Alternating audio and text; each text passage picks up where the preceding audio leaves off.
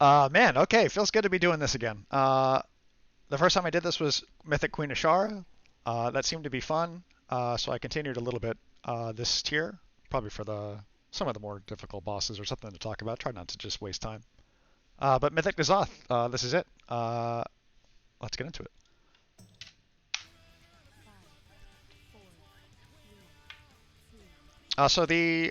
All the basic stuff. The kind of phases are changed on Mythic than Heroic. So you start off the fight a little bit differently, but whatever, you're just killing tentacles. Initially on progress, these Basher tentacles ramp up damage as they're hitting you, as they're hitting the tank, right? So our first night here, as people are learning, healers are kind of learning the flow. I cooldowned every single one of these, even the first one, or like Psychic Shell or something like that, just to kind of help smooth. And by the end of progress, had to use nothing. But I would strongly recommend you. I recommend you consider cooldowning these early on in progress, just to kind of help people feel out damage, especially as you start moving. People aren't familiar with the movement. Things like it slow down. We got our first paranoia here. I'm on the outside, so my thought is just I'm going to stay put. The dangerous paranoias is when you get linked with the other tank. If you get a paranoia and you're linked with the other tank, expect that you may take some hits because you're far apart. When we were first progressing on the boss, we decided as a raid team to kill the right side tentacle, this one over here, first. If we're going to focus one down, let's focus that one down. If tanks got linked then, Bragg, the monk, the more mobile tank, could come over to me and we could kill this thing. They started dying much more quickly, and that seemed to not matter too much, but early on that may be a good tip. So we kill this shit, we get together for paranoia. There's no real trick for paranoia. It's just you need to get good at it. Follow the line. Get your raid team on board and just kind of get some repetitions in and try not to run over each other. Running over other people or having them run over you causes a sanity loss. This is my sanity bar here. Sanity is extremely important, especially as a tank. Sanity is extremely important. So I don't mind if I take some damage from not being next to my partner. If you're not next to your partner, you just take health damage. You don't take any sanity hits. If you go over somebody else or vice versa, then you take a sanity hit. That is much more shitty. So I'm just moving this way because the tentacle spawns are consistent on Mythic, so the movement is consistent. We always go this direction. There's always a spawn that spawns right about here, and I'm always picking it up. So I'm waiting for it. We drop a preemptive D&D. And we just, are killing another Bash Tentacle. Again, early progress, I always use a cooldown on this one as well. I like, Psychic Shell the first one. I think I Vamp Blood this one. And I just kept rotating through this, but you can see I don't need it there. Try to refresh Bone Shield before going down. And here's our first Psychic phase, or Psychus phase, excuse me. Before we get down there, as these tentacles die, these blood pools will spawn on the ground, right? They also will cause a big sanity hit. They'll cause damage and a sanity hit. The sanity is the more important thing, especially from a tank side. So be cautious when you're moving into this thing. They spawn on or near people. So I just tried to wait to go into this thing until right near the end. So I'm not either standing in shit I can't see or baiting shit on top of other people who maybe don't want to move. Also, if you just stand there and are not paying attention, you see how your screen kind of goes blank here? You float up in the air. If you're right on top of a red shit right there, you're going to take a sanity hit. How shitty is that? But you can also move at this point right here. You can move. So there are polls where, I would see red shit just as we started doing this, and I would, W or what the fuck ever. And when I could see my character again, I would have moved. So you can move before you, see yourself floating up. So let's talk a little bit about Psychus. There are kind of two patterns that we used for each Psychus phase, Psychus 1 and Psychus 2. Our Psychus 1 group followed this pattern initially. I made this on raidplan.io, which is a really great website. It's linked in the YouTube video. I'll have it linked on Mercord and stuff as well if anyone would like it. It's kind of a rough estimate of pay no attention to the orientation. All this is this circle right there, the portal, that's here. That's where we zone in. So don't worry too much about north, west, east, and all that shit here. Don't pay attention to that. If you zone in here, this is where you zone in. Straight across from you is Psychus, and that's kind of how it goes. The circles more or less are where the synapses are and those are consistent as well on Mythic, and the movement and the order that we're killing these are all consistent. I put this together looking through logs and looking through videos before our first night of progress. I wanted it just to be more defined than just, marking shit. And Psychus phases on Mythic, there's a lot of shit to dodge, especially from the tank side. Your movement is restricted because you need to have him close to synapses as they're dying. Otherwise, he'll get missed by the buff or debuff or whatever the fuck it is. And there are times when he'll just be on the thing, it'll die, he won't get the buff, and you'll just be fucked. So the movement here as a tank is consistent, and the sanity loss is really the main danger here, is taking too much of a sanity hit. So this is the map. As we progressed and Psychus got faster and faster, we ended up cutting out the 8th thing altogether. But instead of knocking out the last one, we went in this order. So we're going to go straight ahead, kill 1, 2, 3, 4, 5. What we found cutting from 5 to 6 here, usually there is the purple puddle that's expanding this way. There's a set of fire that goes out around this time. And the room to work here is extremely tight. So what we decided to do is take a longer route. So what you'll see us do is go 1, 2, 3, 4, 5, and our 6th one is going to be here. Again, do whatever works for you. I don't care, right? But we just felt like this movement was tight. We didn't need the extra synapse. We could have actually picked one up over here if we somehow missed one and needed to recover, and we did that a couple times. So we went 1, 2, 3, 4, 5, 6 here, 7 here, and then we would just run to portal, and Psychus would die with 7 stacks. Just by kind of feeling it out, all getting accustomed to it. You want Psychus to die on time, but you want to use as little CDs as possible to do that. You want your CDs on the boss, right? Ultimately, you're trying to burn this off, and that becomes extremely important as you're finishing progress. So this is the map. Again, that'll all be linked in the shit, so let's kind of see it go here. So we have a gateway down. We spawn in this portal close enough to just click the gateway right away, and we're moving, right? We get a quick taunt on Psychus. Our interrupt is number 1, so we're responsible for that. We have these stuns, so let's quickly look at that. So sanity hits here. Here's a sanity hit, right? More sanity hits. These big purple circles, all sanity hits, right? Like if these don't get stunned, I'm going to take a huge sanity hit. So this was a thing that we talked about. A stun was always assigned here every single time because I couldn't do that myself. So boom, that probably would have been a wipe. 4 of those would have hit me, and that would have probably made me insane or close enough, or at least a death. So I put him close enough to this thing. I'm going to delay my movement here to the next synapse here a little bit for this purple puddle creeping anguish to drop. My movement here, I tried to make it consistent, and I tried to make it with some kind of thought process. We asked our melee to be kind of on the outside path of our movement. You'll see the movement we just showed it, right? So melee was kind of over to here, melee on the outside, right? That's how melee would be. And I tried to be on the inside as much as possible. Sometimes I would get cut off by purple, like usually to 3 I'll get cut off, I'll get pushed back a little further. I would move back, and I would move diagonally to give melee room to work here. That was my general thought. But, sometimes shit happened and you have to adjust, and I haven't watched this yet, so we'll see how we do here. But the interrupts, we're hitting interrupts. The damage is really not too bad, honestly, from Psychus, at least on blood. It's all physical damage. You're just death striking it right back. This debuff, by the way, is boppable. I think it's the same thing that comes from the Thought Harvesters. It's the same spell. But the Thought Harvesters, at least, is boppable, which is really, really nice. So this movement, we're just going where we need to go. We're trying to give melee room to work here in this corner. And I'm not really even watching the synapses. I'm not touching the synapses at all other than just some passive cleave. And I'm just moving at kind of the cadence that I'm used to moving. And there's no better way to describe it than that. It's just, the same team goes down every time. You do it 200 times. You kind of get a feel for how quickly things die and how quickly you want to move. Because as these things reach me, they start casting. They say reach their threat target. They start casting this huge AoE, and I get pushed back further, right? So I don't want to move right on top of this thing immediately. I want to stagger a bit so melee doesn't get pushed off and I don't get pushed off. Because if I get pushed too far, then Psychus is out of range of the things when it dies. He doesn't get his buff or debuff or whatever the fuck, and we're going to be in trouble.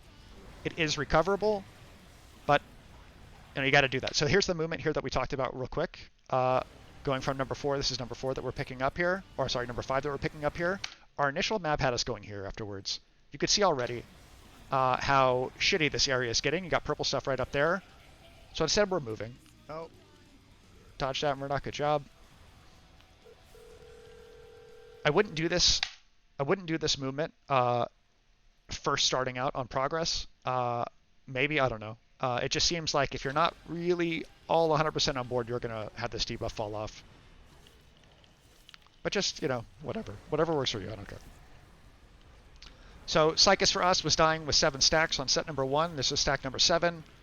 And more than anything else, we're trying to conserve damage and conserve sanity. So taking DPS CDs off when you can. I'm holding both charges of Crucible here on purpose.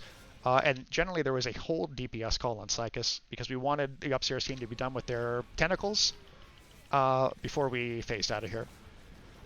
So we phase out quickly. This is a period of burn on us off, so we're going to do everything we can to give him some D. The psychophages on the ads, we'll talk about that maybe the second intermission. I could do a little bit of a better job there. We're just trying to pump some damage here. Again, like, at the end of the fight, when you're all said and done, when you're making your final pulls, like, the thing that you're concerned about is damage on the Zoth. At the end of the day, that is really what you're going to wipe to at the end of your progress. So all of this damage is extremely important. Bashers, again, are consistent. You know, work out which one you're going to go pick up. And we've got a Paranoia coming here, so we're pre-spread for Paranoia. Here it comes. I don't know who we get linked with. Okay, so this is a great example. We get linked with the opposite tank. Both tentacles are up, right? Both of them are up. We can't go together right now, I don't think. So we're going to cool down through it. So let's cool down through it. This is a period of heavy damage. So we're going to AMS there. AMS is gone almost instantly. We're vamping. We've got a ton of runic power. And I'm just hoping that's going to carry me through. Once that thing is dead, I turn right to the Zoth because I need to Death Strike, right? I need to build RP and Death Strike. I'm still getting fucked by this thing. Wow. Okay, well, that was dangerous. We still had... Careful, melee.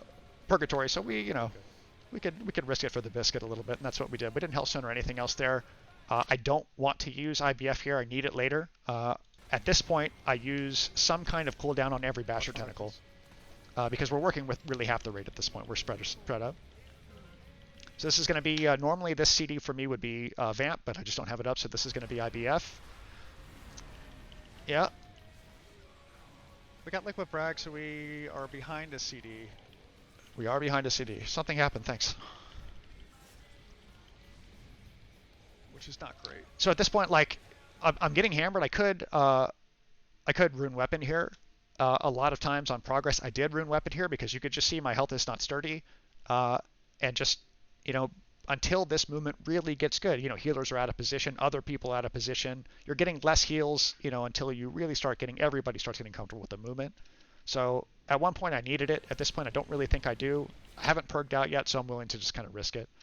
When this dies, I'm hitting this gateway that was set up for me. It's not necessary. You could just Wraith Walk if you want, but this just speeds up the process a tad bit. Make sure if you're melee, if you're going to this thing, make sure that the tank is in range, because there were several times that, you know, melee was just a little bit too quick and died to a one-shot by this guy.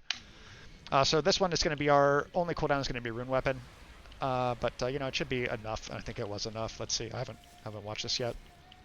I'm trying to get some aggro on these psychophages that spawn in the same spot, because I don't want that purple shit to be on me, and I'm just dodging shit on the ground because of sanity. Sanity is my main concern at this point, right? We've got a spread, so here, initially on progress, when we killed this Basher Tentacle, the next one that's going to spawn is going to be in this direction, right? It's always consistent again. Initially, we would kill this thing. We would, you know, spread here for a Paranoia, and we would kill the shit in this area to stand. And then we would run quite a distance this direction to the next Basher. So now what we started doing was just adjusting, right? Making an adjustment of, you know, 15, 20 yards everybody over that clockwise direction, so you're that much closer to the next Basher when it spawns. Is it a big deal? No. But it's a minor, little less time traveling, so a minor cooldown bump, right? Or a minor DPS bump. That's really what you're looking to do. So Paranoia, again, I don't mind taking some damage from stretching the thing, I guess. But more importantly is Sanity. So that purple shit is going to be a big Sanity hit, so I was scared that that might have not got stunned. But really great job there. This is one of the most dangerous parts for me in this phase here, is this tentacle right here. So I've got Vamp back up, so I'm good cooldown-wise. My concern is Sanity. My Sanity bar is about halfway, right? I'm at 50%. I can't leave melee from this thing, right? I'm stuck here. So I need help with ad control. This was something I talked about a lot in Discord. I tried to remind people. I don't know if I did it on the kill. Once these things start getting all over the place and this purple shit's happening, like, you have to stand there, right? You have to stand there. So we tried to structure the knocks and stuff as good as we can, but I mean, I'm just in here and I'm not moving, and I'm trying to dance around. Let's see how we did. I'm holding CDs on purpose for N'Zoth coming up here. I called in an audible that I was going to GG there, so we didn't just overlap. I'm hoping for a knock here, but the thing dies at a great time. Okay, so this is a N'Zoth burn phase, the second one, and most of these psychophages are on us. As they hit their threat target, again, they do the big AoE, and again, the main concern for everybody, not just tanks, is Sanity at this point, right? And, you know, damage. So I'm trying to, like, position myself smartly, as away from the group as far as I can, keep these things hitting me, channeling and stopping, so the group can just stand back here and DPS. So I'm stutter stepping in. I get a knockback, so I'm going to go push back over to the left. Yep. Good job, Murdoc.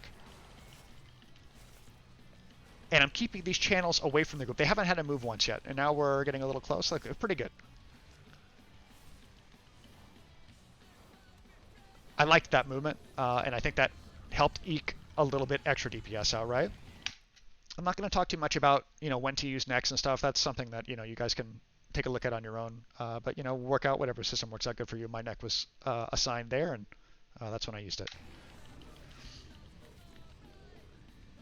So we get our first set of thoughties here. We had some kind of auto marker, weak aura, or DBM or something. Mark each one, so just communicate with your tank and just figure out which one you guys are taking every time, so there's never an issue with that. The tank debuff here, it's a physical hit and a physical damage increase on you, stacking. That gets extremely sketchy, especially when people are moving from beam and stuff like that. You don't have a lot of incoming healing. It can be dodged and parried.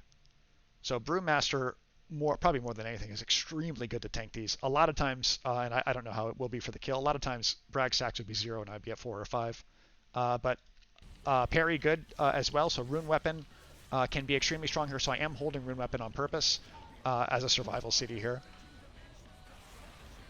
So we're AMSing the Evoke Anguish. We could AMS every third one. So we don't have a purple puddle here, but we're moving with the group just to help keep some cleave on our Thoughty. Here comes stack number 2. That hit us. So we've got 2 stacks, you know, which can be a little scary, but we haven't purged. So, you know, whatever. Bragg just dodged that stack. He still is at 1. Brewmaster really, really good here for that reason. And probably other reasons. I tried to take this general position in the back every time and Wraith walk through. That seemed to work out real well. Here I'm linked with Bragg, but you know there's no Thoughties, so we can, or no Bashers, so we can just kind of stack it, no problem. As far as positioning for Paranoia, I would just say find a spot that works for you. If you want to specifically assign them, then specifically assign them. I think we just kind of roughly talked about it. I don't think we ever had like a setup diagram of who goes where exactly, but find a general spot and stick with it for the love of God. You know, if you find a spot and that's where you go every single time, every time you pull the boss, always. And if you can't, then you need to say something. This puddle right here is somebody died.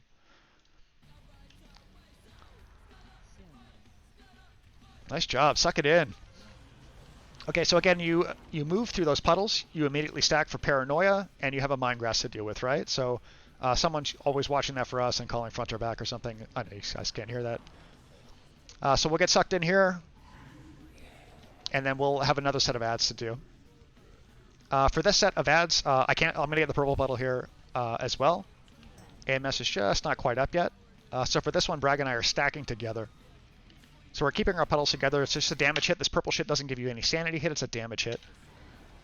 So we keep our puddles together, so it's a little more room to work with. We each pick up the ad that we're supposed to pick up. And we're just focused on boss damage here. These soaks, as far as soaks goes, find a way that works for you. Our first soak was the whole group. This one is an immune soak. I think that most people are doing immune soak here. Find a system that works for your group. This is going to be another Anguish drop-off, so I AMS ahead of time so we don't get the purple puddle. We still move with the group, just for cleave and stuff like that, right? We want this thing to die. And we're looking for eyes here. Eyes are always consistent on Mythic. They always go the exact same direction. So when these eyes spawn, we know that they're going to go to the right, right? We don't know where they're going to start. So that eye started right here. It could have started here. Here, it could have started anywhere. But we know they're always going to go the same direction. So look where it is. If it's right on you, right? Let's take a look, one more look. So that's why the camera's posted this way, right? If the eye spawns right here, right? I would just haul ass this way, right? If I saw it here, I don't wait for anything. I'm looking myself. I mean, you need to look for yourself. If it spawns right here, you're immediately hauling ass to the right. Beat it to the right. Here we're going to use Rune Weapon to try to save ourselves a stack of this Mine Rack by parrying it. Thank you, parry. Parry worked. Great job. Because we're going to just always have ads at this point until these next two die. And there are times on progress that I had 5 stacks here. Right now we're at 0 stacks, which is really, really nice. This is a second immune soak for us, followed by a paranoia. This paranoia with a beam as well to the left. This can be a sketchy moment. I would strongly recommend cooldowns here because you may take some incidental damage from just hitting other people's circles for the mine racks or just the melees. We parried another one there, really, really nice. You know, cooldown here, external here if you have to. It's definitely, they'll be back up when you need them again. Again, this damage taken buff is boppable. You can remove it by bop, guaranteed. So bop with a cancel aura macro, if you find yourself in trouble, is a really good way to deal with that. We expect them to die here, and they are, and we're just pumping boss.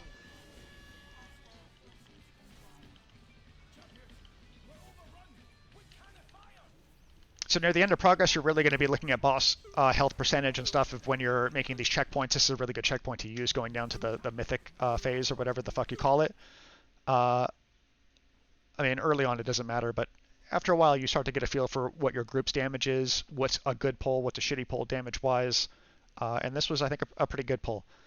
We have a person calling out that you guys can't hear, you know, a solid countdown of when to click and go into the intermission phase. Everyone goes at the same time. That's an audible countdown every single time. All I would say about that is just count it down the same time every time, and that's what we did. Keep the cadence the same, you know, always do it the same way. However you do it, I don't care, but just do it the same way every time. That way people can just get in that rhythm, right? We've got a gateway that the Warlocks put down. Thank you, Warlocks, for melee, and we're just hovering over there. We're listening for the call that you guys can't hear, and we're clicking. So here's the mythic phase. We're going to start with the boss here. There are bombs throughout the room. This is my aura tracking there. The damage is proximity based, so we are all the way back against the wall with this horrible, horrible camera angle to just reduce the amount of damage we're going to take here because the whole raid's going to get punched in the nuts. There it is. And we're death striking our way out of here. Here comes our first dance. You know, stutter step. You don't need to move. You can move back and forth between 2 or 3 puddles, and it's not that dangerous. You know, get the rhythm, and you'll be all good. So this thing is a healing absorb debuff coupled with a time. So if I get healed off me, this thing will expire and basically drops like a big meteor right where I'm standing, or if it times out, it'll do the same thing, right?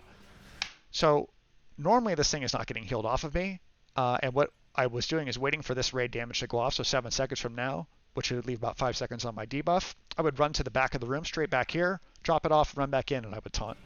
I think on the kill something different happened, but I haven't watched this again yet. So here I go to move out. I think I'm a little low, so I got healed. Careful. That dropped early in the center, but you know, it doesn't do any damage to me, right? You could just walk right out of it every single time. I'm a DK. But I would just say, in general, drop it off back here. Careful. Because if it times out naturally, it'll bomb set. still be falling right about there, and there's a bomb that someone needs to click right here. So just drop it off in the back.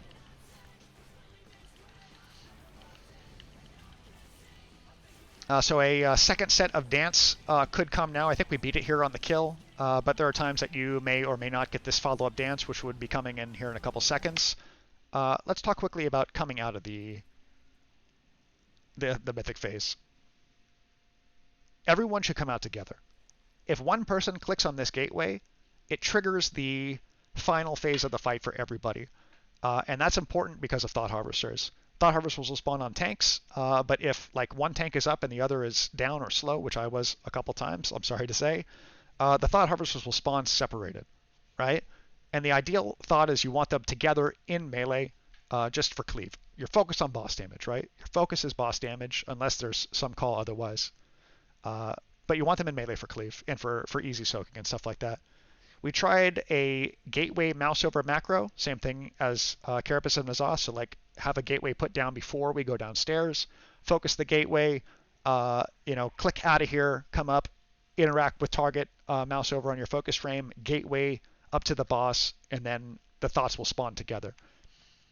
We ultimately found it was easier just to auto walk. If you toggle on auto walk or auto run before you right click this thing, you will go up and you will auto run straight towards the boss during the phase period.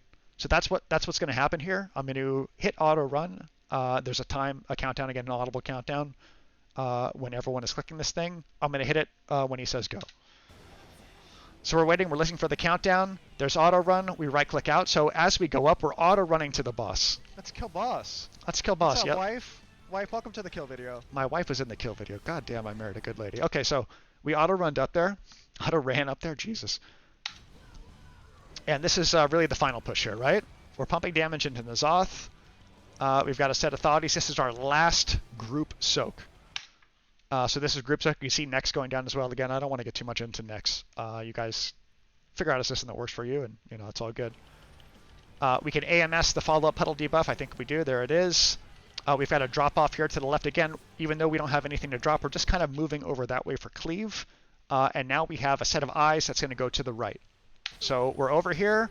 We're looking for eyes to spawn, and we want to beat them this way. So we're looking for eyes. So we see that and we stop, right? See that and we stop. This is it. This is it. I called it. Fucking called it. Kill this. So I'm really being cognizant of this damage taking Good. debuff. It's going to fall off here before I need to watch it again. But at the end of the fight, that's going to be extremely important to me. So just trying to go in the same spot every time. Wiggle, give people room, This is the real final paranoia that we're going to be dealing with. This is a nasty one. Paranoia into Mind Grasp. I would say if you're up here in the front, get in the mindset of spreading this direction, right? Give people room in melee, or give yourself room in the back. Just, if you can, start just spreading this way, especially if you're on this side, because people are back here, bunched up. And this is, we're getting sucked in. So I'm looking to kind of sidestep here. It seemed like it's good enough, right? Maybe this guy a little far back. We're going to spawn another set of Thoughties here. And this is a debuff that we're going to get. We're stacking on Bragg. Tanks are stacking together here as on purpose. Again, do whatever you like. This is just what we decided to do. That way Thoughties spawn together. This is the plan. So this is like really for us was the final stand of the fight, at least from a tanking side, right? And this is really what my main focus was on. Our plan here is basically this. We're going to have the final set of immune soaks on this next AoE from these Thoughties. I'm not going to be in there. And after that goes off, I'm going to be tanking them basically until I die. My thought was I would call for a bop, and I think I did call for a bop, but I didn't notice that our paladin died. I would use all of my personals. That's why I have everything. I've got Rune Weapon. I save it on purpose for the parry. I've got Vamp. I've got IBF. I happen to have Healthstone and stuff. So I've got everything. And I'm expecting to use everything. I'm going to chew through all the externals as much as I can. And I'm going to aim to live up until the paranoia. And once that happens, I'm going to run to melee because all of the AoEs are going to be done.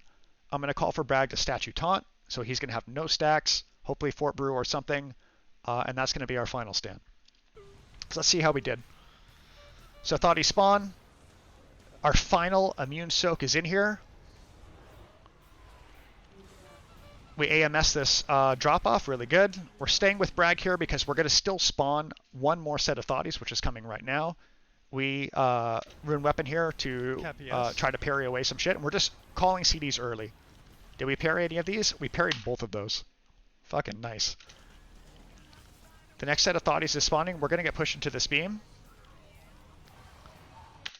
That was a really good, really good, what was it? What's the totem called? The fucking Shaman Fear totem. Tremor. That was a really good tremor. So I didn't notice that Vial was dead here. I've still got Vamp, and I've got GS to call. And my plan was, when this new set of Thought Harvesters spawn, 8 people got hit by that. It was an amazing tremor, yes. Really good. Safety tremor. Safety tremor, absolutely. So my plan in my mind is, when these thoughties spawn, I want to get some initial threat on them. They're going to start their next channel, which I'm going to run the fuck out of. And as I'm doing that, I'm going to call for Bop.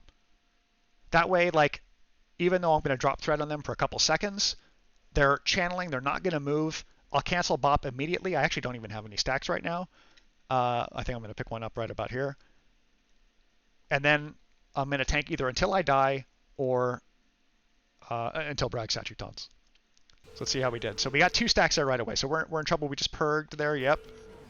We pulled ourselves out of there. Here's the new thoughties doing their channel. There's going to be one final channel from the original set of thoughties here, and then that is it for the rest of the fight. So the new thoughties do 1. These guys will do 1 more, so they're second, and then after that they are done. And you could bring them into melee. You could run the fuck. You can do whatever you want with them. They're not going to do anything other than melee the tank. Fear GS. Bile Bop. So we got our last external. We used pretty much everything. We called for a Bop. We didn't get one because our guy was dead. I could have moved to melee a little quicker here. So we've got 4 stacks. Bragg did taunt off. Nice job. You're tallest. You're boss. But we're dead. And we still had Vamp. Fuck me. Let's go, team. Let's go, team. Right here. Kill this shit. Looking good. Looking good. Looking good. Looking good. Kill that motherfucker, baby! I was excited.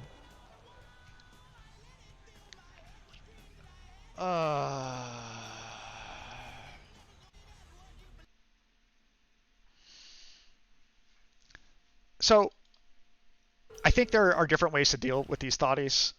We tried a couple times of like both tanking them. I had one, Bragg had one, right? That just seemed to stack the debuff on both of us, which just didn't seem great. And especially early on, like as you get more comfortable with it, like, you know, healers get more comfortable, you get more comfortable, the damage feels easier, right? Just because of comfort and repetition. So maybe early on, having both you guys share these debuffs is good, but I liked what we went with here because ultimately, when I died or whatever, Bragg's got statue with AoE taunt, so he can immediately get aggro on all of them. So I think that really made that a pretty clear choice, that I would start, do what I could, and then he would be the final stand, and fucking great job. So, yeah. That's it. I'll put the links for both of the Psychus phases in the video. Again, don't pay attention to the orientation. If it says portal, that's where you come in. So for Psychus Phase 2, you're going to come in, and this is kind of what you're going to see. And this is generally the route that Psychus Phase 2 took, but, you know, do what works for you. Good luck. Thank you for, you know, watching the stream or watching the videos and stuff. I appreciate it. I have a fun time doing it. And thanks to my team, man. That was a really great chair. I had a good time. All right. That's it.